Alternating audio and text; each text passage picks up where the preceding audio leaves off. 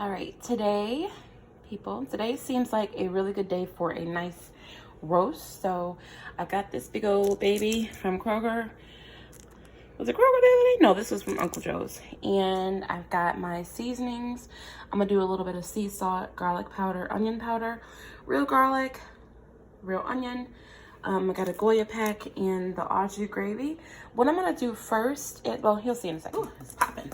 Okay, so in my pan, I got a little bit of olive oil. I'm gonna throw a little butter in there and get this nice and hot. The pan was already hot. I just added the oil and adding the butter. Because I like to sear my roast on both sides, or if they're really, really fat, on all sides before I put them in my slow cooker. So here is the roast.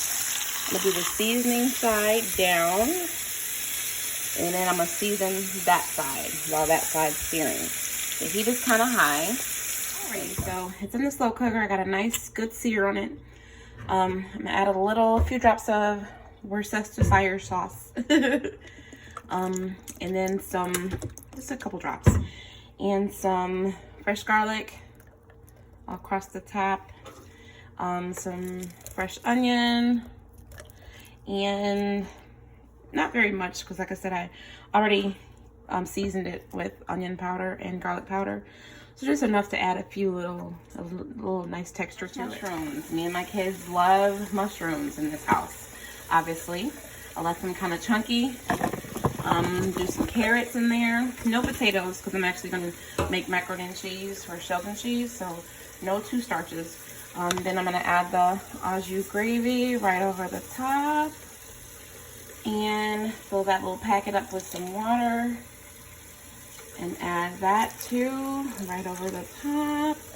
One more of the packet because it needs some juice in here. Need some juice. All right, maybe a couple more splashes of my Worcestershire, and I'm gonna let that slow cook for the next like 4 or 5 hours maybe while the kids are at school. Sometimes the key for me is not being overwhelmed when I'm doing like a home cooked meal. Can y'all turn that down some, please? So like, although I made that roast in my slow cooker, my sides today are going to be totally like not homemade. I got some Jiffy cornbread. I'm gonna doctor it up with a little bit of zhuzh and some Velveeta shells and cheese. Also I'm gonna make some cabbage mixed with a little bit of kale. I added a couple of special ingredients to my Jiffy. Do you guys do that? Like you take the box or the processed stuff and you kind of like make it your own? I do. Like I said, even if I can't make all the way authentically homemade, I always add my own little spins and stuff because honestly, box stuff isn't like, what's up? Especially when you put it with like a nice pot roast that's like, it's been cooking like literally all day. Like when I wanted to go flip it, like it just fell apart. Like I couldn't even turn it. Like it just fell apart in chunks. Yummy! Melted butter is my final ingredient. Oops. Melted butter or margarine, whichever you got, is my final ingredient to my homemade Jiffy corn muffins. I'm gonna pop these in the oven, let them bake while I'm finishing my cabbage and my Velveeta shells and cheese. Okay, melted butter with olive oil, a few diced onions, just a couple, and I'm making really, y'all, I'm making the cabbage mixed with the kale. Hey, listen here. Come here, Brooklyn. I'm going to add in the kale first because, of course, kale takes way longer than cabbage usually to cook and soften. I'm going to saute that up. I got some whole garlic I'm going to dice up.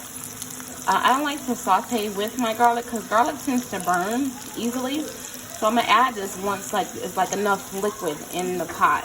So I'm not like in danger of the garlic burning. So I'm gonna like season this up and saute it. Okay, as you can see, I added the chopped garlic.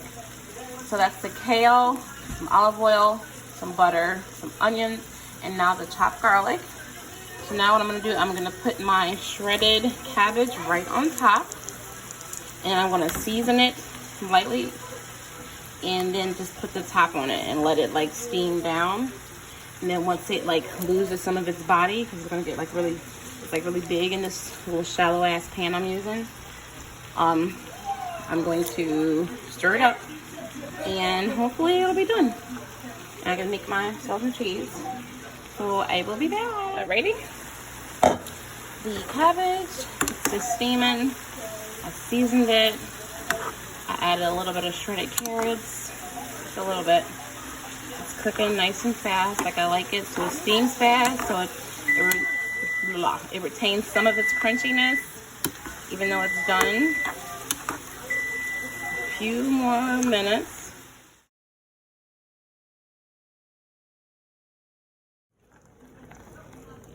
I like legitimately even like doctor up the Velveeta shells and cheese. Like a little bit of seasoning, a little bit of butter, a little bit of more milk.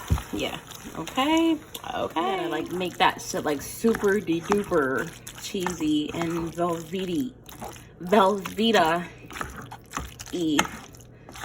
See, now it's like, yeah, see that cheese factor? Yeah, Velveeta could get it too, okay? You ain't perfect. It's super exaggerated because as any mom knows, your kids will not eat all of this. That's the roast falling off the bone. There was no bone. But I got my cornbread muffin, the spiced up Velveeta sausage and cheese, my cabbage with a little bit of carrot in there. Oh wait, you know I forgot something. Hold on. There we go. Any good home chef knows you got to get that color contrast with that parsley. So that's what that is. I got the cabbage and the kale garlic onion mixture. Got the macaroni and cheese, which is really just shells and cheese spiced up with some extra butter, milk, and cheese. Got my corn muffins that I always add extra into. And this roast, let me tell y'all, with these mushrooms and this, oh, look at that. Can you guys see that? It's, Jesus Christ. It's hot.